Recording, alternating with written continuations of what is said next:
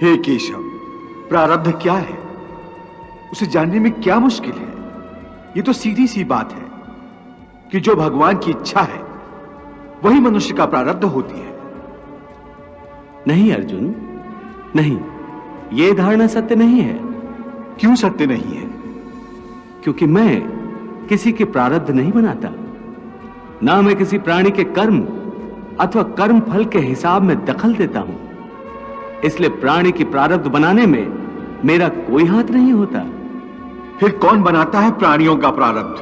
प्राणियों के अपने कर्म। अर्थात ये कि प्राणी जैसे कर्म करेगा उसका वैसा ही फल पाएगा। अच्छे कर्म करेगा तो अच्छा फल मिलेगा और बुरे कर्म करेगा तो बुरा फल पाएगा।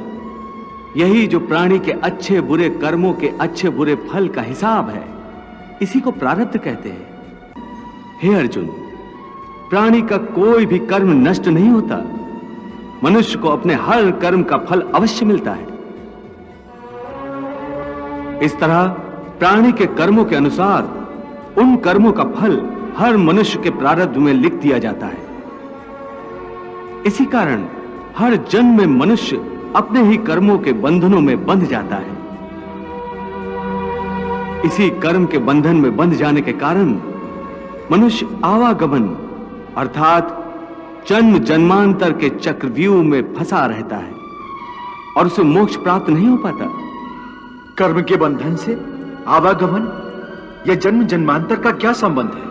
मनुष्य अपने एक जन्म में जो कर्म करता है, उन कर्मों के फल के रूप में पाप और पुण्य दोनों ही होते हैं। कभी पाप अधिक होते हैं तो कभी पुण्य। दोनों का दुख सुख भोगते हुए मनुष्य अपने नए जीवन में जो कर्म करता है, उनका हिसाब पाप पुण्य के खाते में नए सिरे से लिख दिया जाता है। इस तरह इन नए कर्मों को भोगने के लिए एक और नया जन्म लेता है और जन्म जन्मांतर का यह सिलसिला लगातार चलता रहता है और मनुष्य की आत्मा का अपने परमात्मा से मिलन नहीं होता, जिसे मोक्ष कहते हैं।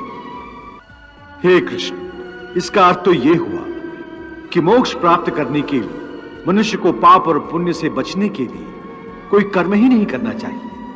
सारे कर्मों का त्याग करके सन्यासी बन जाना चाहिए। कोई भी मनुष्य अकर्मण्य नहीं हो सकता। कर्म तो उसे हर स्थिति में करना पड़ता है। हे पार्थ, सन्यासी भी कर्मों का त्याग नहीं करते, न ही कर सकते हैं। मैंने पहले ही कहा था कि सन्यासी भी कर्म करते हैं। खाना पीना, उठना बैठना, तपस्या करना, साधना करना, ये सब भी तो कर्म ही है। कर्म से कोई कैसे मुक्त हो सकता है? हे केशव, जब कर्म से मनुष्य मुक्त नहीं हो सकता तो वो कर्म कैसे करे कि उसे पाप और पुण्य से मुक्ति मिले? हे पार्थ, इसका तरीका यह है कि मनुष्य फल की इच्छा त्याग कर कर्म को अपना धर्म समझकर करे। फल उसे अवश्य मिलेगा, परंतु इस फल का वो विधान की इच्छा समझकर स्वीकार करे। ज्ञानी पुरुष इसी योग को अपनाकर कर्म योगी बन जाते हैं।